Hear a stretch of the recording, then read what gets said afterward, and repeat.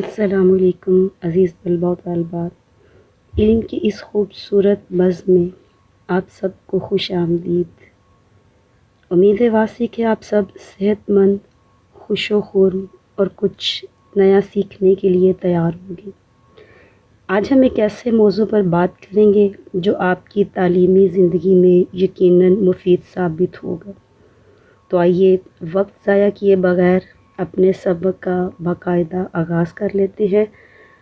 آج intermediate part 1 میں سے ایک حصہ نظم میں سے ایک سوال ہوتا ہے 10 نمبر کا، غزل، جس میں کسی بھی غزل کے 3 اشعار تشریح کے لیے آئیں گے اور ان میں سے آپ نے شاعر کا نام 1 نمبر کا اور باقی 3 نمبر کے جو ہے وہ اشعار کی تشریح ہوگی۔ تو غزل کیوں ضروری ہے، غزل سے کیا مراد ہے، غزل کا مفہوم کیا ہے، غزل کی اہمیت کیا ہے، اور غزل کے ارتقائی سفر پر ایک تفصیلی علمی جائزہ لیتے ہیں۔ سب سے پہلی بات، غزل کیا ہے، اس کا لغوی معنی، اس کا اصطلاحی معنی اور اس کی منفرد حیت کیا ہے، اس کے بارے میں ہم تھوڑا سا سیکھیں گے۔ تو جب جاں نثار اختر صاحب سے پوچھا کہ غزل کیا ہے تو انہوں نے یہ جواب دیا، ہم سے پوچھو کہ غزل کیا ہے، غزل کا فن کیا، ہم سے پوچھو کہ غزل کیا ہے، غزل کا فن کیا، چند لفظوں میں کوئی آگ چھپا دی جائے۔ اصل میں غزل جو ہے یہ اردو ادب کی آبرو ہے، غزل اردو ادب کا سرمایہ ہے۔ غزل کا لغوی معنی کیا ہے، سب سے پہلے یہ دیکھتے ہیں۔ عربی زبان کا لفظ ہے جس کے معنی ہے عورتوں سے باتیں کرنا، عورتوں کے حسن و جمال کے متعلق باتیں کرنا، گفتگو کرنا، محبوب سے ہم کلام ہونا، یا اس کا ایک لغوی مطلب یہ بھی ہوتا ہے کہ ہرن کے دردناک چیخ، کہ جب ہرن کو شکاری کتوں کے خوف سے جنگل میں بے بس ہو کر جب وہ چیختی ہے تو اس وقت اس کے سینے سے، گلے سے نکلنے والی دلدوز دردناک چیخ کو بھی غزل کہا جاتا ہے۔ اسی طرح سے آٹا گوندنے کا ایک عمل ہوتا ہے، پروسیس ہوتا ہے، پانی ڈالنا، پھر اس کو وہ گوندنا اور پھر باقاعدہ اس کو ایک شیپ میں لے کر آنا، اس عمل کو بھی جو ہے وہ غزل کہا جاتا ہے۔ سوت کاتنا، پرانے وقتوں میں چرخے پہ سوت کاتا جاتا تھا، پونی وغیرہ مطلب یہ بنائی جاتی ہوتی تھی اور دھاگا وغیرہ بنایا جاتا تھا، تو اس سارے عمل کو بھی کہا جاتا ہے غزل۔ اور اصطلاحی مفہوم اگر دیکھا جائے تو ادبی اصطلاح میں غزل ایسی صنف سخن کو کہتے ہیں جس کا ہر شعر ایک مکمل اور الگ اکائی رکھتا ہے، یا غزل ایسی صنف سخن کو کہا جاتا ہے جس میں عشق و محبت، حسن و جمال اور دیگر فلسفیانہ سماجی موضوعات پر اشعار کہے جاتے ہیں۔ غزل کی اردو ادب میں کامیابی اور پسندیدگی کی بنیادی وجہ یہ ہے کہ ہر دور میں اہل اردو کے جذبات و احساسات کا ساتھ نبھانے میں کامیاب رہی ہے۔ تیزی سے بدلتے حالات، داخلی و خارجی اتار چڑھاؤ کے باوجود اردو شاعر کم و بیش ہر قسم کے تجربات کامیابی سے غزل میں کرتے رہے ہیں۔ یہ تو اردو کا لغوی اور اصطلاحی مفہوم تھا۔ اب دیکھیں کہ غزل کی فنی ساخت کیا ہے اور غزل کے اجزاء کیا ہے، یعنی غزل میں کیا چیزیں جو ہے اس کو سٹرکچر بناتی ہے۔ تو اس میں پہلی چیز ہوتی ہے مطلع، دوسری چیز ہے مقطع، اور تیسری اور چوتھی چیز ہے قافیہ اور ردیف۔ جو کہ مطلع، مقطع، ردیف، قافیہ آپ تفصیلاً پڑھ چکے ہیں تو اس لیے اس کی تفصیلی بحث میں نہیں جاتے۔ اب یہ بات ہے کہ غزل کی اہمیت کیا ہے۔ اردو ادب کی سب سے مقبول صنف، سحر انگیز اور دلکش صنف شاعری دراصل غزل ہے۔ یار سے پیار کی باتوں کو غزل کہتے ہیں، زلف و رخسار کی باتوں کو غزل کہتے ہیں، اور پھر یہ کہا جائے کہ میں نے لفظوں کے سمندر میں ملا دیا ہے تجھے، اب میرے درد محبت دراصل غزل کہلاتی ہے۔ تو یہ چیز ہے، غزل کی اہمیت فی زمانہ بہت زیادہ ہے۔ اگر بعض اوقات طالبات یہ پوچھتی ہیں کہ اردو غزل کیوں پڑھنی چاہیے، یعنی غزل پڑھنے کا مقصد کیا ہے، تو آئیے غزل کی اہمیت میں ہم یہ بھی دیکھتے ہیں کہ غزل پڑھنی کیوں ضروری ہے۔ ایک چیز بات تو یہ ہوتی ہے کہ غزل اردو کی اس لیے بھی پڑھنی چاہیے کیونکہ ہماری زبان میں پختگی آتی ہے. بہت سے ذخیرہ الفاظ جو ہم عام زندگی میں روزمرہ الفاظ استعمال نہیں کرتے وہ ہمیں اردو غزل کے اندر سننے اور پڑھنے کو ملتے ہیں. دوسری بات یہ کہ اردو غزل اس لیے بھی پڑھنی چاہیے کیونکہ اس سے ہمارے ادبی ذوق کی نشو و نما ہوتی ہے. ہمیں ایک ذوق اور شوق اور ایک جو ہے وہ جذبہ ملتا ہے کہ ہم غزل کو پڑھیں، اس کو سمجھیں اور اس کو اچھے طریقے سے جو ہے اس کی جستجو کریں. تیسری چیز جو ہے نا وہ ہے فکری وسعت پیدا ہوتی ہے. غزل ایک وقت میں صرف عشق اور محبت، ہجر و وصال، فرقت کا نام تھا، لیکن آج غزل کا دائرہ کار، غزل کے موضوعات بہت وسیع ہے. اس میں محبت، اخلاق کی زندگی، انسان دوستی، امید، جد و جہد، ہجر و فراق، ہر چیز، یہاں تک کہ سیاسی، سماجی، معاشرتی، معاشی موضوعات کو بھی اس میں شامل کر دیا گیا. اردو غزل پڑھنے کی ایک وجہ جو ہے نا وہ یہ بھی ہے کہ ہمیں اس سے ثقافتی آگاہی ہوتی ہے. ہمارا بہت سا ورثہ اردو کا، ہمارے اجداد، ہمارے اسناد جو ہے وہ اردو غزل کے اندر ہمیں ملتے ہیں. جیسے بہت سی آتش کی شاعری کے اندر ہمیں بہت اردو اس دور کے لکھنؤ کے حالات ملیں گے. میر تقی میر کی شاعری میں ہمیں میر کے دور کی جو ہے وہ عکاسی ملتی ہے. غالب کے دور کی، غالب کی شاعری میں ہمیں عکاسی ملتی ہے. اور اقبال کے جو اس دور میں ہے جو کچھ ہو رہا تھا وہ سب ہمیں اقبال کی شاعری سے حاصل ہوتا ہے. اور پھر اس کی سب سے بڑی وجہ اردو غزل کو پڑھنے کی ہے امتحانی نقطہ نظر سے. جی بالکل، اردو کے امتحانی نقطہ نظر کی وجہ سے بھی جو ہے نا وہ ہمیں غزل پڑھنی چاہیے کیونکہ 10 نمبر کا ایک اہم مضمون جو ہے وہ اس میں سے آتا ہے. تو اس میں اگر طالبات اچھے طریقے سے اس کو تیار کریں تو 8 سے 9 نمبر اس میں حاصل کیے جا سکتے ہیں.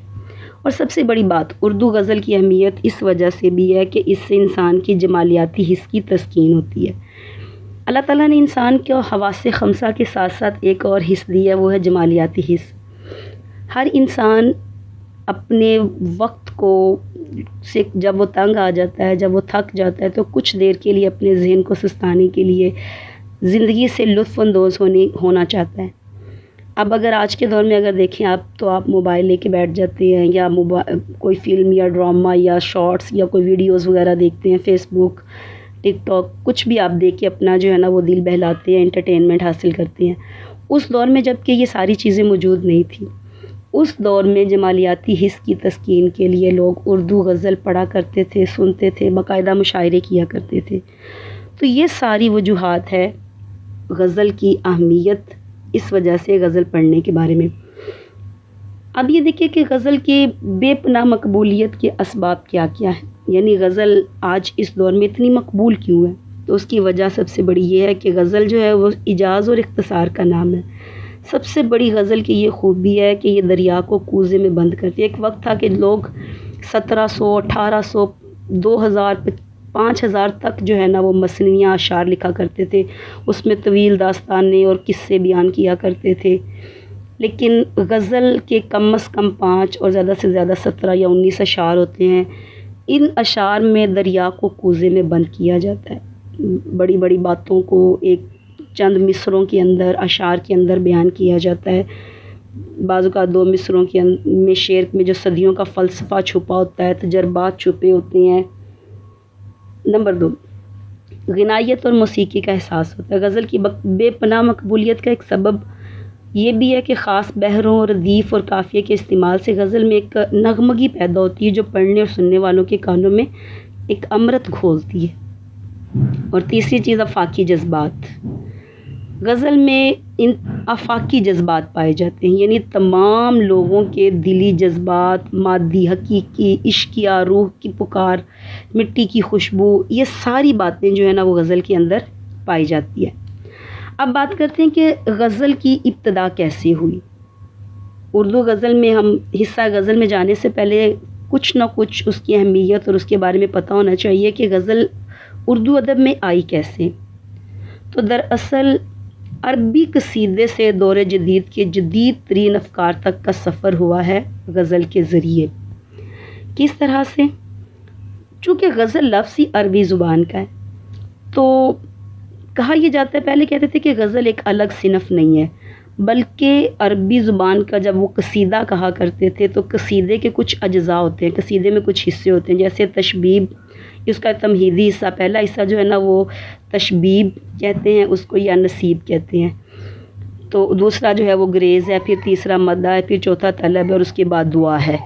تو عربی قصیدے کا جو پہلا حصہ جس کو ہم تشبیب کہتے ہیں، اصل میں وہی غزل کی بنیاد بنا، چونکہ تشبیب میں بھی جو ہے وہ قدرتی مناظر، ہجر، فراق، وصال، ان سی چیزوں کی باتیں کی جاتی تھی، تو اسی طریقے سے غزل میں بھی یہی باتیں کی جاتی تھی، لہٰذا عربی کے قصیدہ کے تشبیب کے حصے سے غزل نے جنم لیا۔ پھر اس کے بعد وہ فارسی زبان میں در آئی اور فارسی کے بہت سے شعراء نے اس کو اپنایا، چونکہ اردو زبان کی بیشتر الفاظ اور اردو اصناف کی بیشتر جو چیزیں ہیں وہ فارسی پر بنیاد کرتی ہے، اس لیے فارسی سے اردو غزل وجود میں آئی۔ اس کے بعد فارسی کے بعد دکنی دور میں جو ہے وہ اردو غزل کا آغاز ہوا، اور سب سے پہلے ولی دکنی نے دکن سے آ کر دلی میں اردو غزل کی شمع روشن کی، جس سے شمالی ہند سیراب ہوا۔ بعض لوگ کہتے ہیں کہ ولی دکنی سے پہلے بھی جو ہے وہ دکن کے ہی ایک مشہور شاعر ہیں قلی قطب شاہ، انہوں نے اردو غزل کا آغاز کیا۔ اسی طریقے سے نصرتی، غواسی اور ملا وجہی کے بھی بعض جو ہے وہ ملتے ہیں ہمیں اشعار۔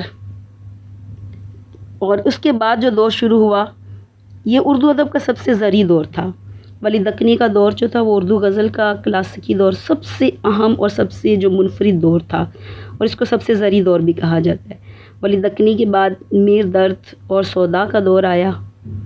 میر درد ایک صوفی شاعر تھے اور سودا نے غزل کی خارجیت پہ زور دیا۔